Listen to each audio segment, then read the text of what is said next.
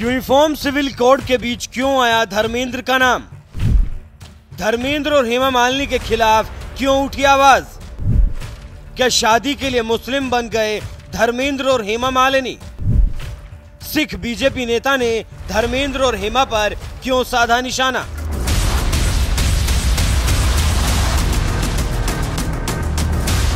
दरअसल देश की सत्ता में जब कांग्रेस की सरकारें हुआ करती थी, उसी दौर से देश की अदालतें चीख चीख कर कहा करती थी कि जल्द से जल्द यूनिफॉर्म सिविल कोड लागू करो। लेकिन किसी सरकार में इतनी हिम्मत नहीं थी कि वो देश में यूसीसी लागू कर सके। मगर मोदी सरकार ने लगता है मन बना लिया है कि देश में यूसीसी लागू करना ही है। इसीलिए विधि आयोग ने यूसीसी पर जनता से राय भी मांगी और खुद पीएम मोदी ने मध्य प्रदेश में जाकर यूनिफॉर्म सिविल कोड के बारे में बयान दिया कि यूनिफॉर्म सिविल कोड के नाम पर ऐसे लोगों को भड़काने का काम हो रहा है। आप मुझे बताइए, एक घर में परिवार के एक सदस्य के लिए एक कानून हो, परिवार के दूसरे सदस्य के लिए दूसरा कानून हो, तो क्या वो घर चल पाएगा? क्या कभी भी चल पाएगा क्या? फिर ऐसी दोहरी व्यवस्था से देश कैसे चल पाएगा? हमें याद रखना है कि भारत के संविधान में भी नागरिकों के समान अधिकार की बात कही गई है। साथियों, ये लोग हम पर आरोप लगाते हैं, लेकिन सच ये है कि यही लोग मुसलमान करते हैं। अगर ये मुसलमानों के सही मायने में हितैषी होते तो अधिकांश परिवार, मेरे मुस्लिम भाई बहन, शिक्षा में पीछे न रहते, रोजगार में पीछे न रहते, मुसीबत की जिंदगी जीने के लिए मजबूत नहीं रहते। और सुप्रीम कोर्ट ने बार बार कहा है, सुप्रीम कोर्ट डंडा मारती है, कह रही है कॉमन सिविल कोड लाओ, लेकिन ये वोट बैंक के भूखे लोग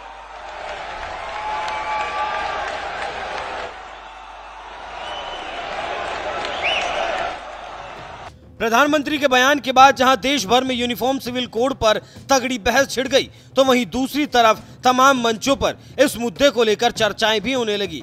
ऐसी ही एक बैठक 15 जुलाई को राजधानी में स्थित कॉन्स्टिट्यूशन क्लब में हुई थी, जहां यूनिफॉर्म सिविल कोड पर चर्चा के दौरान बॉलीवुड के हीमैन धर्मेंद्र और ड्रीम गर्ल हेमा मालिनी का भी जिक्र छिड़ गया और ये मुद्दा उठाया राष्ट्रीय अल्पसंख्यक आयोग के चेयरमैन इकबाल सिंह लालपुरा ने, जिन्होंने यूसीसी पर अपनी बात रखते हुए कहा, धर्मेंद्र ने जब एक और शादी करनी चाहिए तो इसके लिए उन्होंने इस्लाम धर्म अपना लिया और धर्मेंद्र से दिलावर बन गए, जबकि हेमा मालिनी आयशा बन गई। ये किस्सा छेड़ते हुए सिख नेता इकबाल सिंह लालपुरा ने इसे कानून के साथ खिलवाड़ बताया। एक व्यक्ति का मैं नाम नहीं लूंगा, उसको अपनी वाइफ प्रकाश कौर से सिख फैमिली से संबंध था, तो उसने एक और शादी करनी थी, तो वो दिलावर खान बन गया।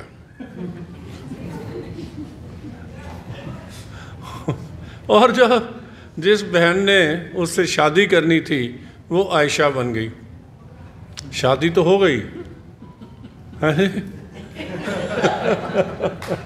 किसी ने शोर नहीं मचाया, लेकिन वो दिलावर खां और आयशा एक दिन के लिए ही बने जब निकाहनामा लिखा गया।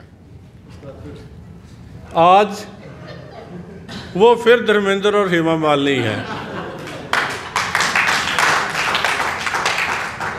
तो ऐसा कानून के साथ जो मजाक होता है, जो इन प्रोविजंस को तोड़ा जाता है, उसके बारे में अकेले जस्टिस कुलदीप सिंह ने ही नहीं, 8 और जजेस ने भी उसमें बारे में जो है कमेंट्स लिखे हैं और सरकार को कहा कि आप ये यूनिफॉर्म सिविल कोड को ठंडे बस्ते से निकालिए, उसको लागू कीजिए।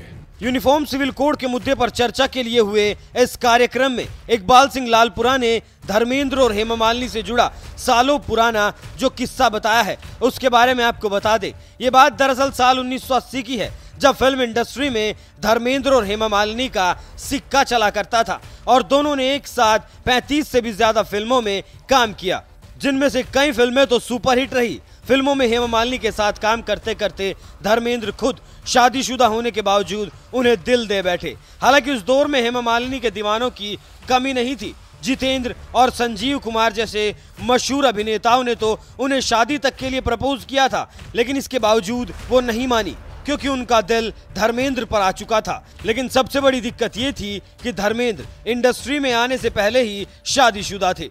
उनकी शादी 1954 में ही प्रकाश कौर से हो गई थी और हेमा मालिनी को यह बात पूरी तरह से पता थी, लेकिन इसके बावजूद दोनों एक दूसरे से शादी करना चाहते थे। मगर सबसे बड़ी समस्या ये थी कि धर्मेंद्र अपनी पहली पत्नी प्रकाश कौर को तलाक नहीं देना चाहते थे। इसके बाद दूसरा रास्ता निकाला गया और फिर शादी के लिए धर्मेंद्र और हेमा मालिनी दोनों धर्म परिवर्तन कर हिंदू से मुसलमान बन गए। धर्मेंद्र ने अपना नाम बदलकर दिलावर खान रख लिया, जबकि हेमा मालिनी ने अपना नाम बदलकर आयशा बी कर लिया। और ये बात तो आप भी जानते हैं, मुस्लिम धर्म में पहली बीवी के रहते हुए दूसरी शादी की जा सकती है। ऐसे में एक दिन के लिए मुसलमान बनकर धर्मेंद्र ने भी हेमा मालिनी से शादी कर ली और फिर वापस हिंदू धर्म में लौट आए।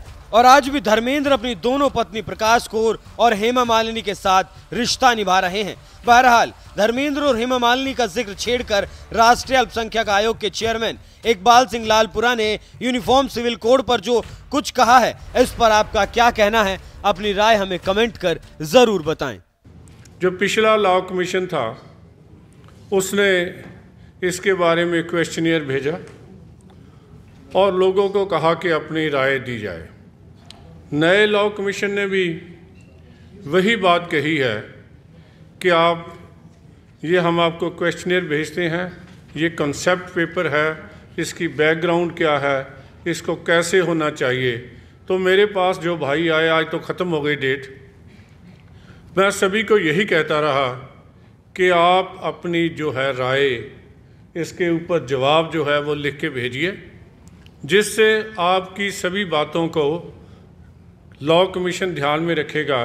फिर सरकार के पास इसको लागू करने के लिए भेजा जाएगा। ये उनके पूरा एक प्रोसेस होता है। ऐसा नहीं है कि ये क्वेश्चनर आया और बिना सोचे समझे इसको आगे भेज दिया गया। महत्वपूर्ण फैसले लेने के लिए, देश की जो हमारी आज़ादी है इसको आगे बढ़ाने के लिए, जिंदा रखने के लिए, मजबूत करने के लिए एक बड़े लोगों की, एक मजबूत आदमी की, एक मजबूत फैसले लेने की वाले आदमी की ज़रूरत होती है। अब माइनॉरिटी कमीशन के बारे में मैं सोच रहा था, अश्विनी जी भी उसके बारे में सुप्रीम कोर्ट में जाते रहते हैं, तो मैंने एक दिन अडवाणी जी से मिला काफ़ी देर पहले, तकरीबन साल पहले, तो वो मुझे बताने लगे जो मेरे लिए भी एक हैरानीजनक बात थी। उन्होंने ये कहा कि 1947 से 1977 तक केवल माइनॉरिटीज़ को डराया जा रहा था। जब मोरारजी देसाई की भाई की गवर्नमेंट बनी तो जो अटल बिहारी वाजपेयी जी फॉरेन मिनिस्टर थे और Advani ji information and broadcasting minister थे।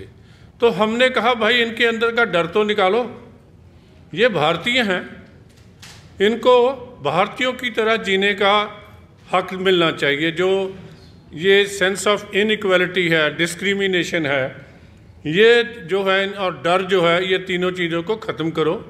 एक ही जो मोरारजी भाई उनकी बात मान गए और 12 जनवरी 1978 को 2 कमीशन बने। एक था माइनॉरिटीज़ कमीशन और एक था scheduled caste and backward scheduled caste commission. दोनों के जो अध्यक्ष थे उनको यूनियन कैबिनेट मिनिस्टर का रैंक दिया गया और सोचा गया कि ये जो डर की भावना, ये खतरे की भावना, सेंस ऑफ इनइक्वालिटी है, इसको हम ख़त्म करेंगे।